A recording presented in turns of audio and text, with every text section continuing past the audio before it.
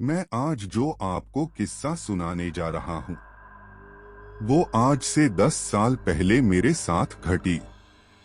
दोस्तों, आपने सुना होगा कि रात को पानी पास रखकर सोना चाहिए।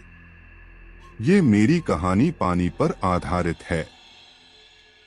आज से 10 साल पहले मैं अपने मामा के यहाँ जैसलमेर गया। वहां जाकर पता चला कि यहाँ तो 2 साल से अकाल पड़ा है और पानी लेने के लिए 5 किलोमीटर जाना पड़ता है।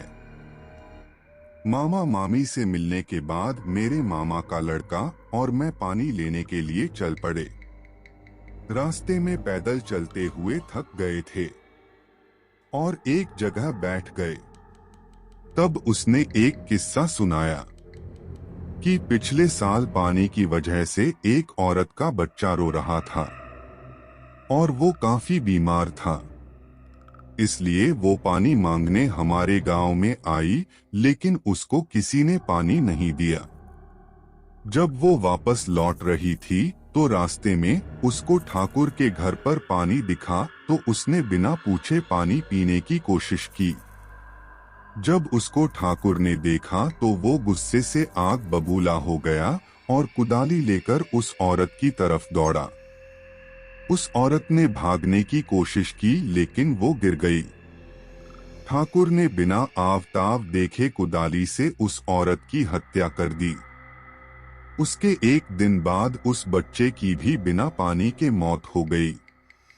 कुछ दिनों बाद खबर आई कि उसी कुदाली से ठाकुर को भी किसी ने मार दिया और धीरे धीरे उसके पूरे परिवार को किसी अनजानी ताकत ने मौत के घाट उतार दिया।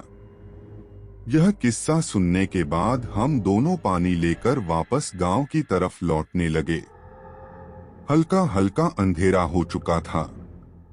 अचानक हमारे सामने एक बच्चा आया और पानी मांगने लगा, लेकिन इतनी दूर से पानी लाने के कारण हमने उसे मना कर दिया।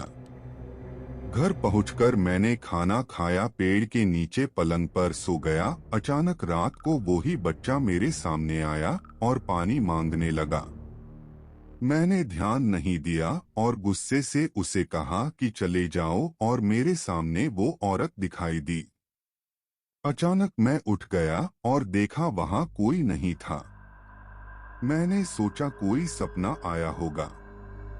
फिर रात को 2 बजे के आसपास मैं पेशाब करने के लिए खुले मैदान की तरफ गया और मुझे पानी शब्द सुने दिया। मैंने सोचा मामी होगी। फिर मैं वापस पलंग की तरफ लौटा ही था कि अचानक फिर पानी शब्द सुनाई दिया। अब मैं गुस्से से आग बबूला हो गया और कहा, कौन है, सामने आओ, अभी पानी देता हूँ।